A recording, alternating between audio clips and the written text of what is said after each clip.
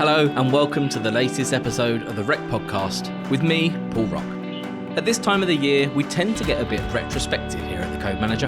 In June, we published the Code Manager's annual report for the year ending March 2025, the same week that Rocke published its own annual report for the broader Rocke universe. But we don't just look backwards in these reports. Each contains a view on how we look to prioritise changes to our services as we move forward. And in a very similar vein, last week saw the publication of a further report, this time a chance to look more specifically at performance assurance in the Rocke. Again, the report focuses on both highlights and statistics from the last year, as well as looking forward to the priorities of the next period. On today's episode, I'm delighted to be joined by Tanya Mason-Hawes, part of the Code Manager's performance assurance team and a key contributor to the report. Welcome to the podcast, Tanya. Thanks, Paul. It's a pleasure to be here. Please, Tanya, tell us a little bit about your role and the job that your team carries out within the Rocke. Sure.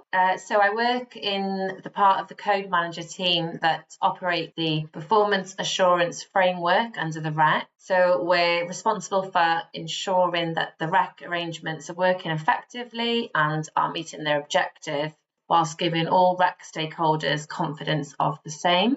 Having a framework where we have defined our methodology and key priorities helps us deliver this assurance in a structured manner. So this annual report, it's a review of how your team has been effectively implementing this performance assurance framework. Is that right? Yeah.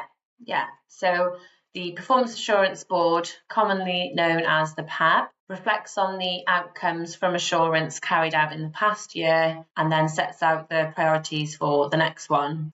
These reflections are then captured in the Performance Assurance Annual Report, which we've just published.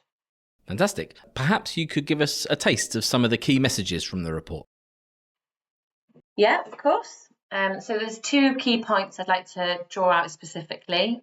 Firstly, one of the areas we discussed is around the improvements in engagement we've seen this year, specifically related to the Theft Detection Incentive Scheme, or TDIS, as you probably know it. As we know, energy theft can create serious safety risks, but also drives up consumer bills. A challenge we faced is some organisations not complying with obligations in the scheme, such as not undertaking theft investigations. We directly targeted this area with the design of our party annual rating system, with the inclusion of TDIS performance as one of the key factors in that rating. This approach has contributed to a dramatic increase in the number of suppliers investigating thefts. When we pulled the data in March, the number of parties not actively engaged in the process of detecting, reporting thefts had fallen by 26%. Of course, we recognise other initiatives for energy theft reduction, such as Ofgem's letter to energy suppliers and some of the changes we've made to the theft target methodology are also likely to have had an impact on parties' theft detection activities.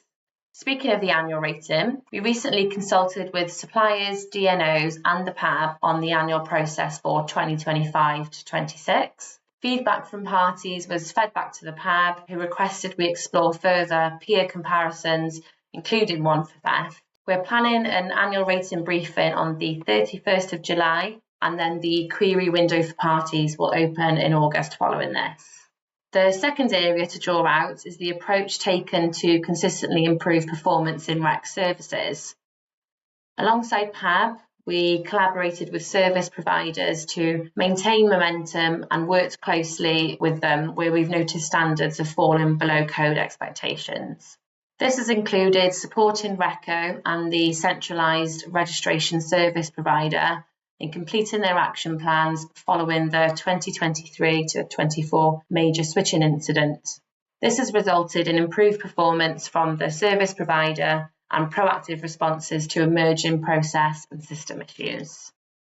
Thanks, Tanya. That's a really useful insight. I understand the report can now be found on the Rocke portal, and we also included a link in the weekly bulletin sent out last week on the 4th of July. And looking forwards, Tanya, how do you see the performance assurance framework operating across the coming year? So we've actually been working on this in recent months, developing the performance assurance operating plan for the next year. So using lessons learned from the last 18 months, as well as insights from the industry and our performance assurance check-ins, we've put together a list of potential key activities alongside our core assurance activities.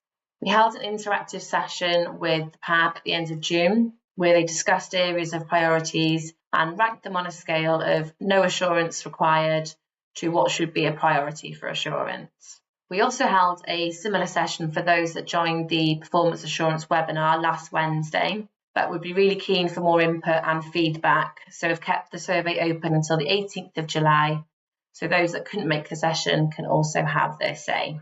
If you missed the link we sent out via the Rec Comms channels, just ask your operational account managers or the Rec service desk for the link.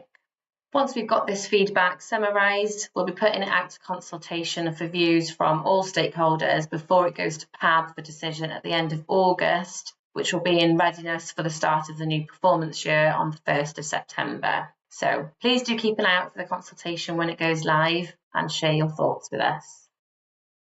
Fantastic. What would a really useful set of feedback look like as far as your team's concerned?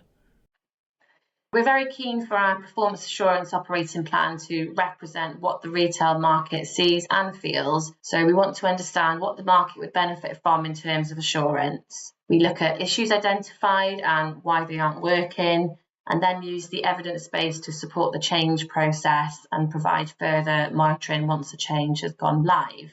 It could be feedback on how escalations and SDEC works for you, the prepayment switching processes, or whether critical changes are delivering the expected improvements.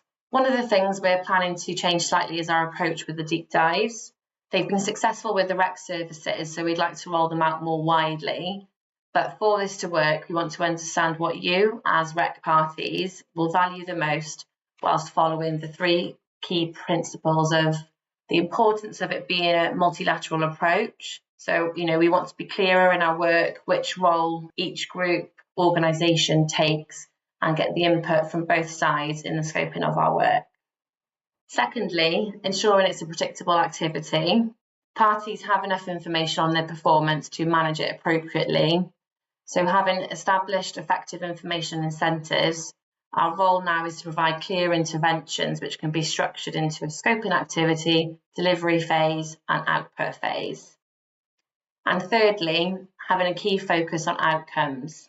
Ofgem's clear intent has been for performance assurance to enable improved outcomes. So where the outcomes are poor, we should focus on delivering clear recommendations for the next steps to implement performance improvements.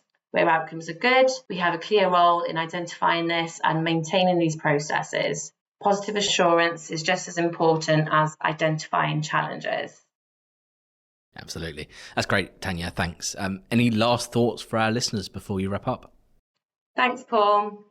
It's been great chatting to you about the annual report and operating plan. It would be good just to remind everyone to have a read of the annual report, and also that the annual rating query window will open in August, and we encourage everyone to respond to the operating plan consultation once that goes live. Tanya, it's been an absolute pleasure to speak with you today. And to our listeners, if you have any feedback on today's episode or suggestions for future podcasts, I invite you all to get in touch.